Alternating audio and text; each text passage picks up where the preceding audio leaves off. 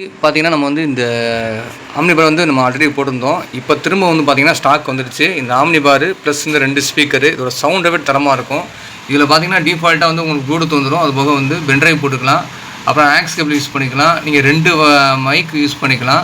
இது வந்து உங்களுக்கு பேஸ் அட்ஜஸ்ட் பண்ணுற மாதிரி வந்துடும். அப்புறம் வந்து ட்ரிபிள் அட்ஜஸ்ட் பண்ணுற மாதிரி வந்துடும். இது பேலன்ஸு சவுண்டுக்கு பெரிய நாப் மாதிரி கொடுத்துருப்பாங்க. ஆன் ஆஃப் சுவிட்ச் உங்களுக்கு தனியாக வந்துடும். இதில் 4 ஸ்பீக்கர் போட்டுக்கலாம். இதில் பார்த்தீங்கன்னா உங்களுக்கு தெரிஞ்சிருக்கும் 4 ஸ்பீக்கர் நீங்கள் அட்டாச் பண்ணிக்கலாம். அதுபோக டிசி 12 வாட்ஸ் நீங்கள் ஏதாச்சும் காரு இல்லை ஏதாச்சும் வேன் குட்டியான அந்த மாதிரி ஏதாச்சும் யூஸ் பண்ணிக்கலாம். உங்களுக்கு லைன் இன் கொடுத்துக்கலாம். இப்போ நம்ம ஏதாவது சிடி பிளேயர் வச்சுருக்கோம்னா அந்த மாதிரி லைன் இன் கொடுத்து யூஸ் பண்ணிக்கலாம். இதுக்கு பார்த்தீங்கன்னா உங்களுக்கு வந்து ரிமோட் கொடுத்துறாங்க. இந்த ரிமோட்லேயே நம்ம எல்லாமே அட்ஜஸ்ட் பண்ணிக்கலாம். எல்லாமே உங்களுக்கு வந்துடும். குவாலிட்டி வந்து ஹை குவாலிட்டிங்க. அதேமாதிரி இதுலேயும் பார்த்தீங்கன்னா இதிலே நீங்கள் அட்ஜஸ்ட் பண்ணிக்கலாம். இந்த பட்டன் இருக்குல்ல, இந்த பட்டன் மூலமாகவும் நீங்கள் வந்து அட்ஜஸ்ட் பண்ணிக்கலாம். 2 ஸ்பீக்கர் வந்துடும்.